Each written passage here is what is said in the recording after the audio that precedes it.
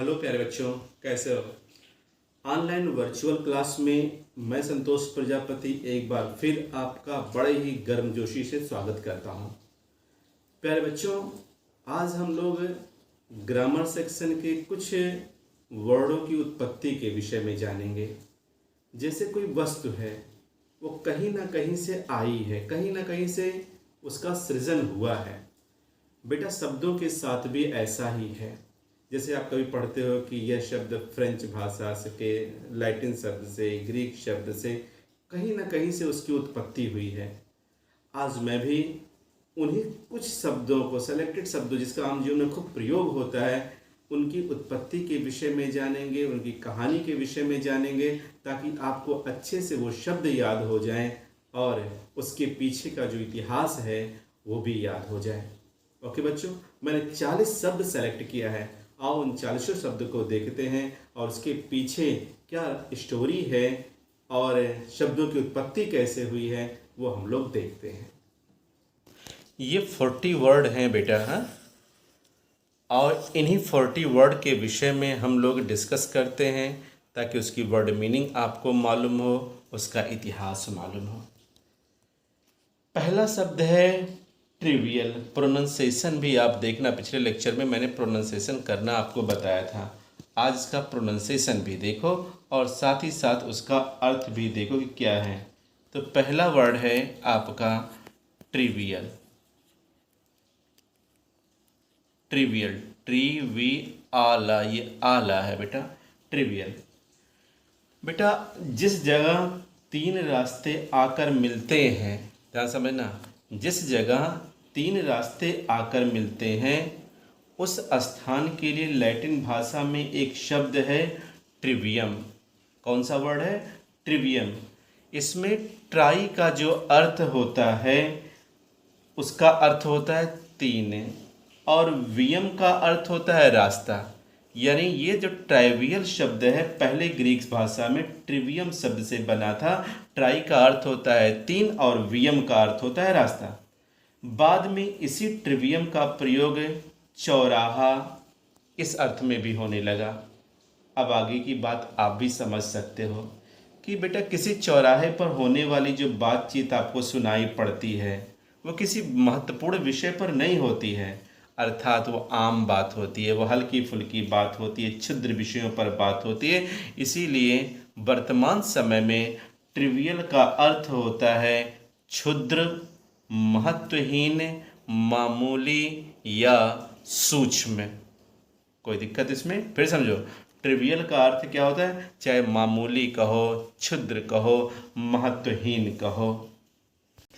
आइए नेक्स्ट दूसरा वर्ड देखते हैं। बहुत प्रचलित वर्ड है टीनेजर। इस शब्द का अर्थ समझना जितना आसान है उससे भी आसान है बेटा, इसे याद रखना, क्योंकि इस शब्द में कुछ नया है भी नहीं। शब्द के पहले जो ये 4 अक्षर हैं, टीन, 4 अक्षर हैं, आपने 13, 14, 15, 16, 17 इन सब में पढ़े होंगे। आप देखेंगे कि इस टीन की शुरुआत अगर देखा जाए तो 13 नंबर यानी 13 नंबर से होती है और अंत बेटा 19 पर होता है। तो अब टीन एजर में टीन के बाद एज लगा दिया है। एज यानी उम्र और एजर का अर्थ होता है उम्र वाला।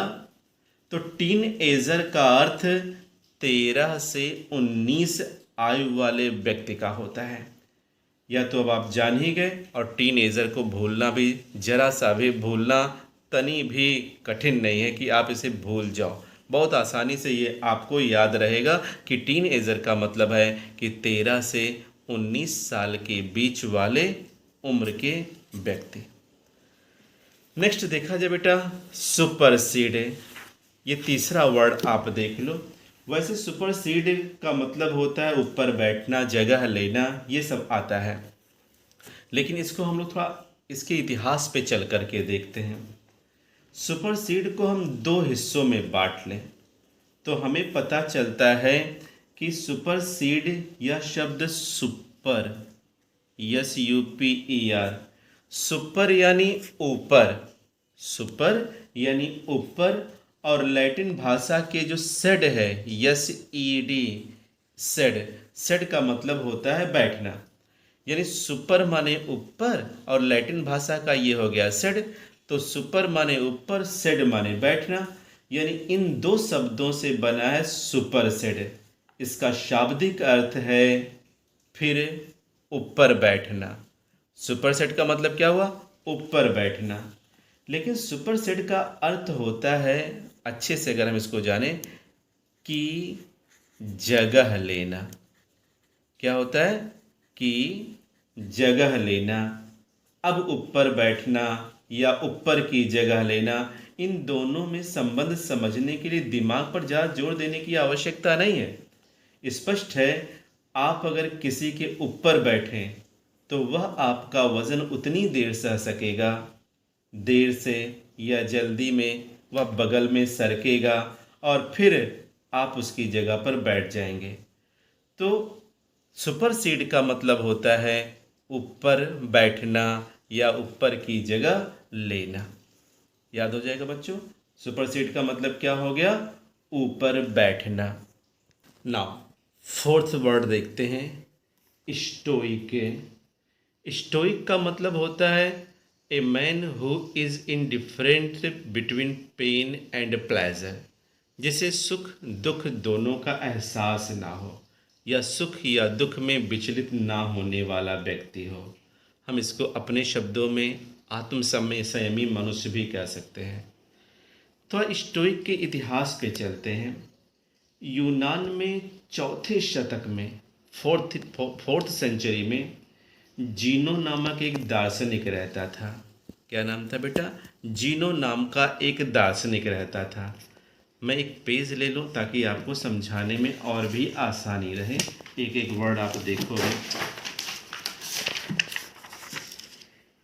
यानी यूनान में अगर देखा जाए तो जीनो नाम का एक दार्शनिक रहता था जो लोगों को शांत, अविचलित, सहनशील, संयमी, ऐसे मतलब इन वर्डों को आप याद रखो, बनाने की सीख देता था।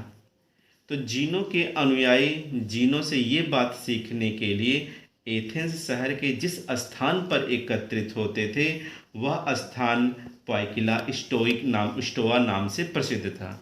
कौन सा नाम था बेटा? पोइकिला स्टोआ। पोइकिला स्टोआ नाम से प्रसिद्ध था क्योंकि यही लोग इकट्ठा होते थे। इसमें जो स्टोआ का अर्थ होता है, STOA, स्टोआ का अर्थ होता है पोर्च। कैसे घर के द्वार पर पोर्च बना दिया जाता है, जिसको हम दूसरे शब्दों में द्वार मंडप भी कह सकते हैं। जीनो और उसके अनुयायियों को हमेशा उठना बैठना इसी स्टोआ पर ही होता था।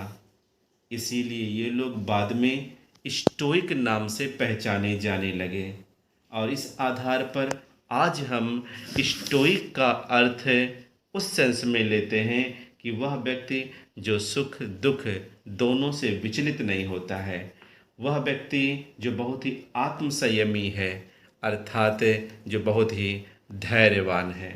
इतना समझ में आया? कहीं कोई दिक्कत इसमें? नेक्स्ट फिफ्थ वर्ड आइए, स्टेटोरियन। इसका प्रोनाउंसिएशन लिखना बड़ा थोड़ा सा गड़बड़ है। स्टेंटोरियन,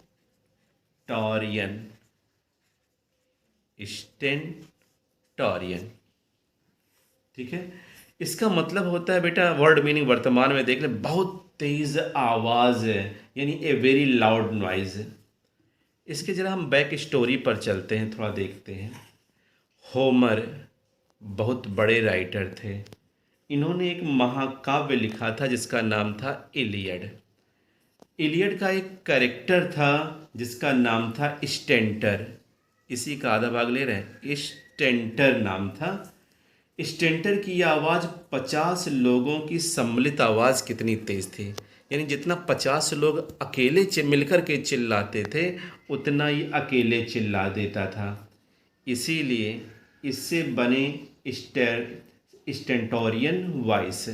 क्या बना? स्टेंटोरियन वॉइस। तो जब भी ये आता है वर्ड वॉइस के सेंस में ही आता है, स्टेंटोरियन वॉइस। स्टेंटोरियन वॉइस का मतलब अत्यधिक तेज आवाज़, यानी और ये स्टेंटर किसका करेक्टर था? इलियड का। और इलियड महाकाव्य किसने लिखा था? होमर ने लिखा था। फिर से समझ लो आप इसको, ताकि ये वर्ड कठिन है, नया है, कम यूज़ होता है, कि होमर ने एक बहुत बड़ा इपिक लिखा था, महाकाव्य लिखा था, जिसका नाम था इलियड। इलियड का करेक्टर था स्टेंटोर, और इसका आवाज़ इतनी तेज थी जितनी 50 लोग मिल करके चिल्लाते थे। अर्थात 50 को एक तरफ रख दिया जाए और इसको अकेले रख दिया जाए। बाद में इसका आम भाषा में इतना प्रयोग होने लगा कि इसको लोग स्टेंटोरियन वॉइस कहने लगे, जिसका मतलब होता है बहुत तेज़ आवाज़, और स्टेंटोरियन का मतलब होता है बहुत तेज़ आवाज़ वाला। बताओ, इसमें कोई दिक्कत आप लोगों को हो रही है? आपको पांचों वर्ड में, चाहे वो आपका ट्रिवियल हो, चाहे टीनेजर हो, चाहे सुपरसीड हो, चाहे आपका स्टोइक हो, चाहे स्टेंटोरियन हो। नेक्स्ट वर्ड आइए, साल्वेज। प्रोनाउंसिएशन मैं यहाँ लिख देता हूँ, पिछले वीडियो में मैंने कुछ प्रोनाउंसिएशन लिखे थे, आप इसका प्रोनाउंसिएशन भी निकालने का प्रयास करें। साल्वेज वर्ड मीनिंग पहले बता दें, तब उसके इतिहास पर चलते हैं। वैसे सेल्वेज का मतलब होता है बेटा तोड़ फोड़, नुकसान, आग इत्यादि से माल को बचाना भी होता है। यानी आग से अगर हम माल को बचाने का प्रयास भी करते हैं तो भी सेल्वेज लगाते हैं। नहीं तो आप तो बस इतना ही याद रखो कि सेल्वेज का मतलब होता है तोड़ फोड़। जैसे जब आपके शहर में कोई बड़ा राजनीतिक नेता आता है, चाहे योगी आए, मोदी आए, जेपी नड्डा साहब आए, बहुत सारे बड़े बड़े लीडर हैं, नाम गिनाने की आवश्यकता नहीं है, तब उसकी सुरक्षा के लिए सावधानी के जो उपाय किए जाते हैं, इससे आप भली भांति प्रचलित हो। सड़कें साफ कर दी जाती हैं, नालियां साफ कर दी जाती हैं, फुटपाथ पे लगाने वाले, दुकान लगाने वाले, रेहड़ी वाले, इन सबको हटा दिया जाता है, सड़कों पे बने हुए गड्ढों की रिपेयरिंग कर दी जाती है, पूरा प्रोटोकॉल बना दिया जाता है। लेकिन आज मानव ने बहुत उन्नति की है, बंदूक, बम वगैरह की खोज कर ली है। लेकिन दुर्भाग्य की बात ये भी है बेटा कि इतनी उन्नति के उपरांत भी बंदूक की किस गोली पर किस नेता का नाम लिखा है, यह तो कदापि बताया नहीं जा सकता है। पुराकाल में अगर देखें तो बंदूकें नहीं थी, इसीलिए जो राजा होते थे वे अपनी सुरक्षा के लिए सावधानी बरतने की ज़रूरत, इसीलिए वे जो राजा होते थे पुराने समय में, जब बंदूक नहीं थी तो हथियार के रूप में क्या थे? पत्थर थे, लकड़ी के हथियार, पत्थर के हथियार, लोहे के हथियार, इसी सब से अपन का यूज़ करते थे। ये उतने घातक नहीं होते थे जितना बंदूक की एक गोली घातक हो सकती है। तो जब प्राचीन काल में राजाओं के पास बंदूकें नहीं थी तो राजाओं को अपनी सुरक्षा के लिए बहुत सावधानी बरतने की ज़रूरत भी नहीं पड़ती थी। लेकिन आज ऐसा नहीं है। तब भी राजा को, यानी उस समय भी, पूरा काल में भी राजा को भय मुक्त और निश्चिंत जीवन देने के लिए कई सारी आसान चीज़ें हुआ करती थी। राजा भयभीत रहता था, कहीं कोई उसे जहर ना दे दे। इस जहर से स्वयं को सुरक्षित रखने के लिए राजा अपने पास भोजन चखने वाले लोग रखते थे, क्योंकि उस समय किसी की जान लेने का सबसे आसान तरीका केवल जहर था।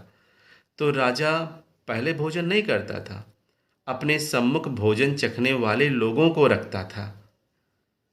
राजा के भोजन करने से पहले चखने की प्रक्रिया भी बना दी गई, उसे स्पेनिश भाषा में सालवा कहते हैं। इतना समझ में? यानी राजा के भोजन चखने से पहले राजा के भोजन को चखने की एक प्रथा बनाई गई, और जिसे स्पेनिश भाषा में साल्वा कहा गया। यह साल्वा शब्द लैटिन भाषा के साल्वो से बना है। किससे बना है बेटा? साल्वो से बना, SALVO, जिसका अर्थ होता है, हम यहाँ लिख दें, बचाना, या दूसरे शब्दों में कहें बेटा, सुरक्षा करना। क्या होता है? साल्वो माने बचाना या सुरक्षा करना। इससे ही बने हमारी जो साल्वे शब्द है, इसका अर्थ होता है तोड़ फोड़, नुकसान, आग आदि से माल को या सामान को बचाना। बस। नेक्स्ट आओ बेटा, अगला देखते हैं सैलरी। बहुत प्रचलित वर्ड है, सबको मालूम है। सैलरी का मतलब वेतन। वास्तव में बेटा सैलरी जो है लैटिन भाषा के सैलेरियम से, SALARIUM, सैलेरियम से बना है। सैलरी यह शब्द सैलेरियम का अर्थ होता है नमक भत्ता। क्या होता है? सैलेरियम का अर्थ होता है नमक भत्ता। अब थोड़ा इसको और डिटेल करें। प्राचीन काल से ही लोगों को नमक का महत्व मालूम था। प्राचीन काल में रोमन सैनिकों को नमक खरीदने के लिए भत्ता मिलता था। किसके लिए? रोमन सैनिकों को नमक खरीदने के लिए भत्ता मिलता था, जिसे सैलेरियम कहते हैं। इस सैलेरियम को ही आगे वेतन इस विस्तृत अर्थ में प्रयोग किया जाने लगा और आज वर्तमान समय में इसका संक्षिप्त रूप बना दिया गया है। क्या? सैलरी। यानी अब कह सकते हैं कि सैलरी लैटिन भाषा के सैलेरियम नामक शब्द से बना है, जिसका अर्थ होता था नमक भत्ता। अर्थात प्राचीन काल में रोमन जो सैनिक होते थे, इन लोगों को नमक खरीदने के लिए एक्स्ट्रा भत्ता दिया जाता था, जिसे सैलेरियम कहते थे। और आज इसी सैलेरियम का बदला हुआ रूप है सैलरी अर्थात वेतन। नेक्स्ट 8वां वर्ड है रबर। रबर तो बहुत प्रचलित शब्द है बेटा, इसको सब लोग जानते होंगे।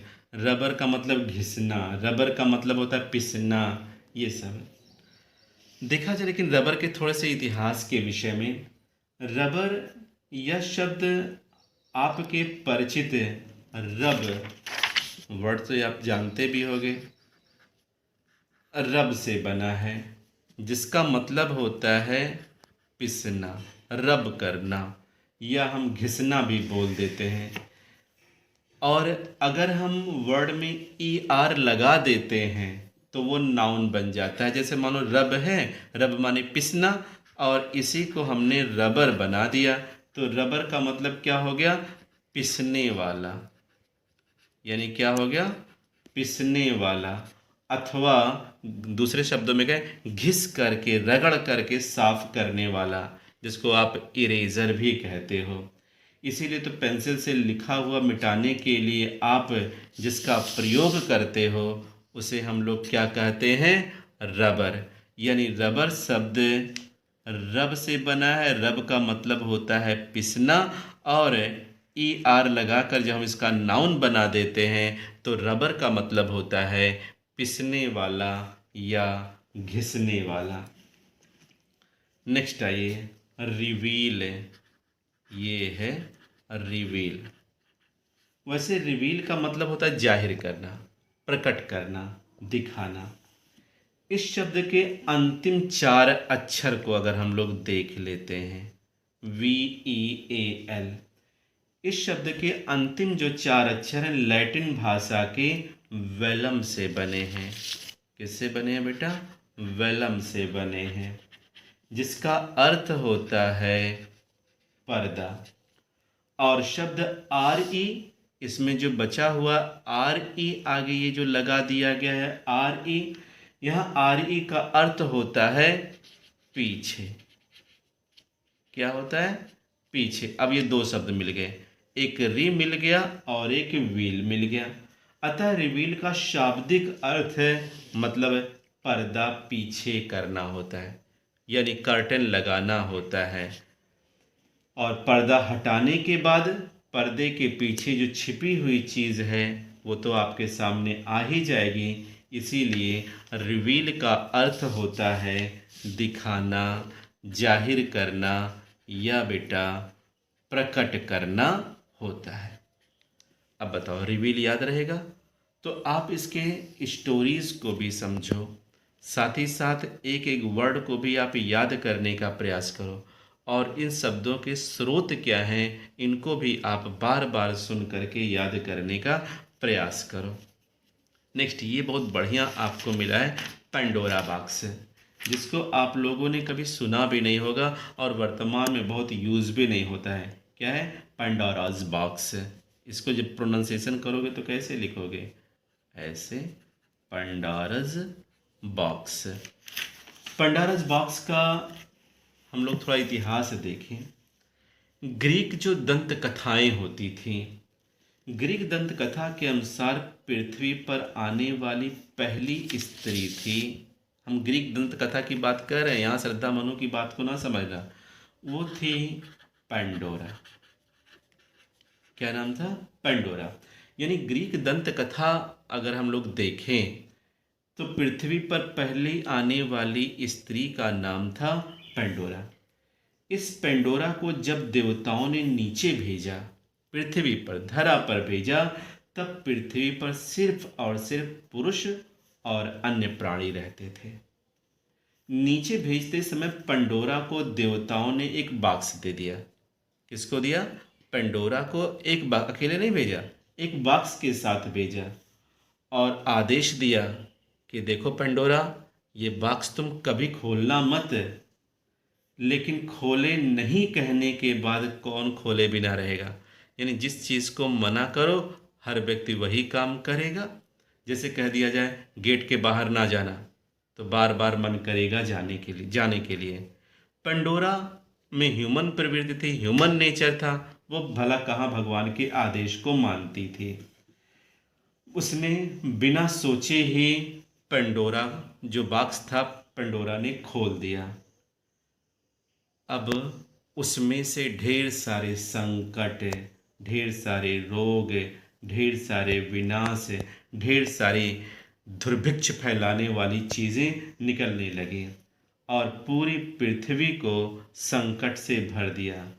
यानी पेंडोरा की इस जिज्ञासा का मानव जाति को तो कुछ लाभ नहीं हुआ कि बक्सा वह खोल दें और मानव जाति को कुछ लाभ हो, नहीं। और इसीलिए बाद में इस पेंडोरा बॉक्स का अर्थ मानव ने निकाल लिया संकट का उद्गम स्थल।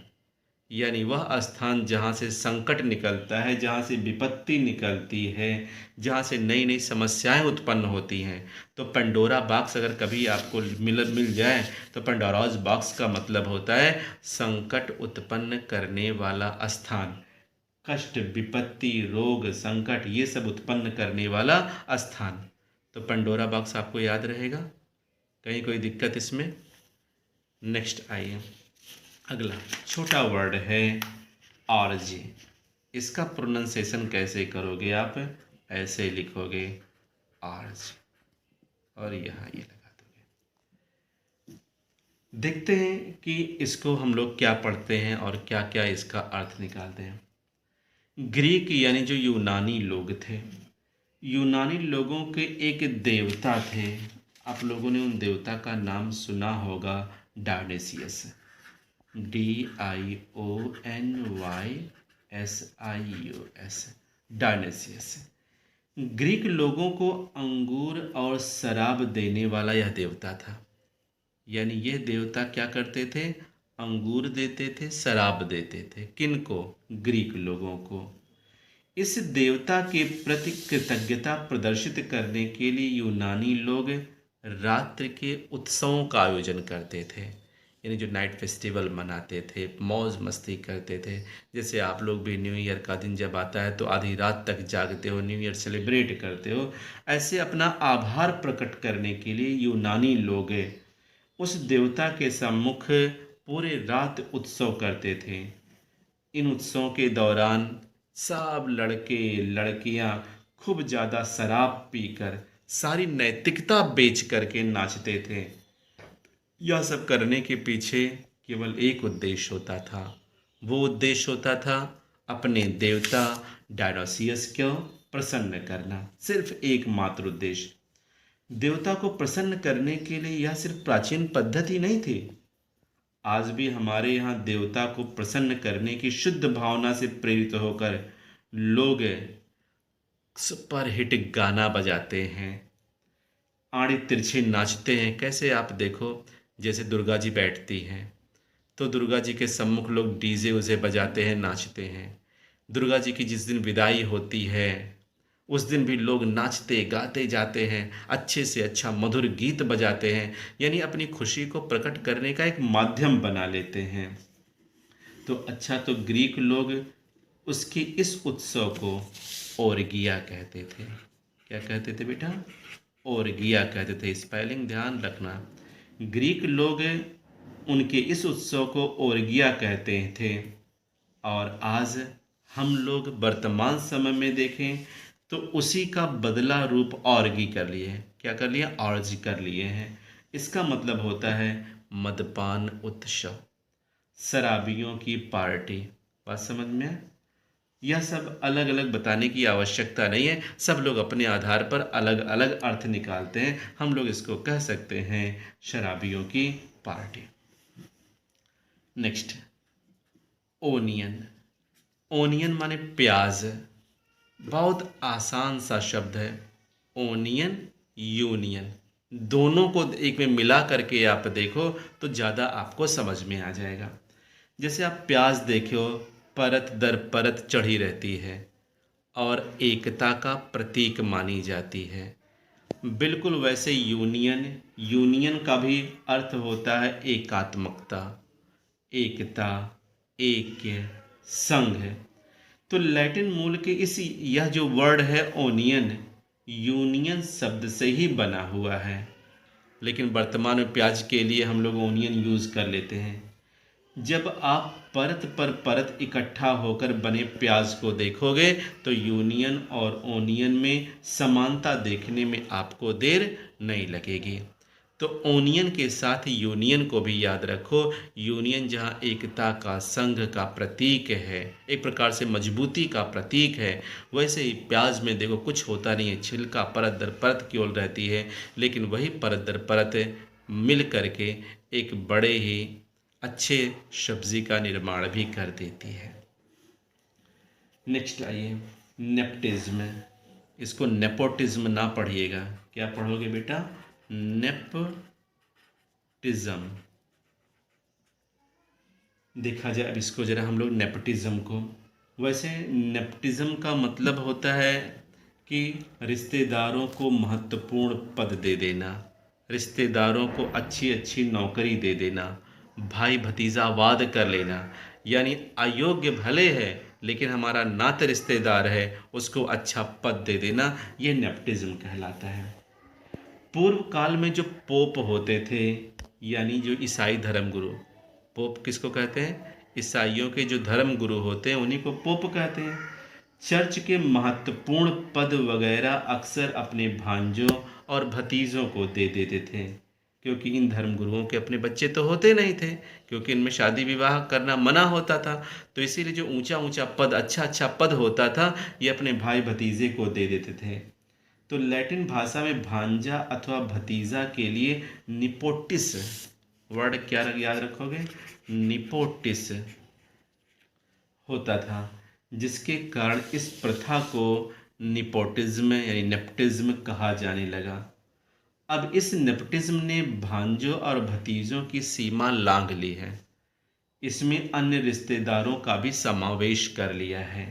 इसीलिए नेपोटिज्म का अर्थ होता है रिश्तेदारों को महत्वपूर्ण पद देना, अच्छी नौकरी आदि देना, या दूसरे शब्दों में हम कह सकते हैं सत्ता का दुरुपयोग करना।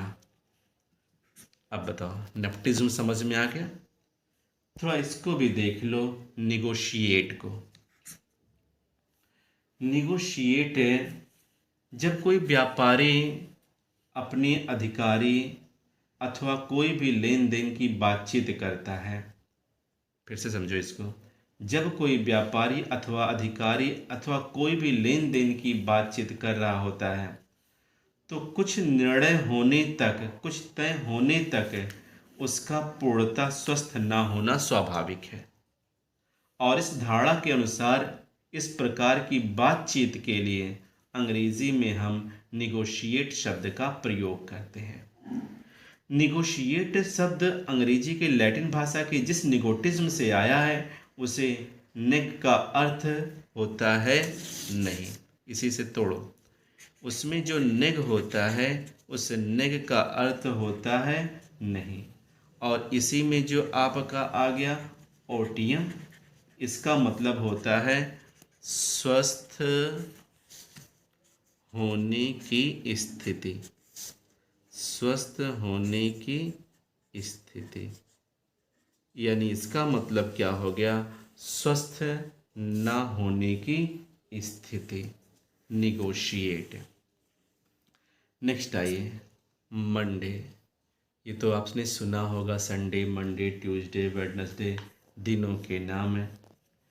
7 वारों में से, भाई वार ही तुमने सब में लगा रहता है, 7 वारों में से एक वार का नाम है संडे। संडे सुने हो, यानी हम कह सकते हैं सूर्य का वार, यानी सूर्य का दिन। संडे सूर्य का दिन होने की वजह से दूसरे किसी वार का नाम मंडे होना भी आवश्यक था। भाई सूर्य का अगर एक दिन है तो चंद्र का भी तो एक दिन होना चाहिए, संडे मंडे।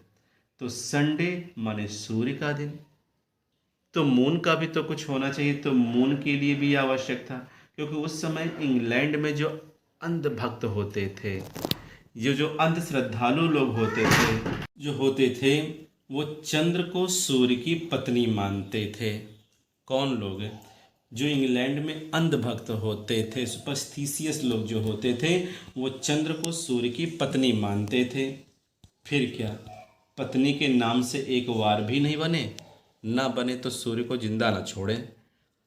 अर्थात लोगों ने सोचा कि चलो सूर्य अगर मेल है तो फीमेल के रूप में चंद्र को भी ले लिया जाए। इसीलिए तो आपके पास मंडे है, यानी चंद्र का वार। सिर्फ इतना ही है, मून डे कहने के बजाय आप उसे मंडे कहते हो। यह संडे तो पूरा क्लियर होता है, लेकिन हम मून डे कहने के बजाय उसको मंडे कहते हैं। Next, leopard. लेफर्ड समझते भी होंगे, तेंदुए के लिए प्रयोग किया जाता है। ये एक जानवर का नाम है। जब ग्रीक लोगों ने बेटा पहली बार तेंदुओं को देखा, तब उन्हें यह प्राणी घोड़ा सिंह, घोड़ा ना कहें, थोड़ा सिंह सरीखा दिखा। तो जैसे सिंह होता है, शेर होता है, बिल्कुल वैसे सिंह सरीखा दिखा, और थोड़ा बाघ सरीखा, यानी दोनों का कॉम्बिनेशन इसमें जैसे दिखा। किस किस चीज़ का? सिंह का भी, बाघ का। इसीलिए इन्होंने उसे सीधे सीधे लियोफर्ड कह दिया, जहाँ पर लियो का अर्थ होता है सिंह और पर्डस का अर्थ होता है बाघ। क्या क्या होता है? सीधे लेफर्ड कह दिया तो लियो का अर्थ क्या हो गया बेटा? सिंह, और फिर पर्ड्स का अर्थ क्या हो गया? बाघ। इसीलिए लियोफर्ड को संक्षिप्त करके हम आज अंग्रेजी में तेंदुए के लिए, किसके लिए? तेंदुए के लिए लेफर्ड शब्द का प्रयोग करते हैं। वीडियो बड़ा हो जा रहा है बेटा, इसी का पार्ट 2 में हम लोग 17 से लेकर के 14 तक देखेंगे। ओके, तब तक आप कम से कम ये 16 वर्ड को अच्छे से लर्न करो और बार बार उसकी स्टोरी सुन करके आप इन शब्दों को दिमाग में बैठाने का प्रयास करो। Okay, good night.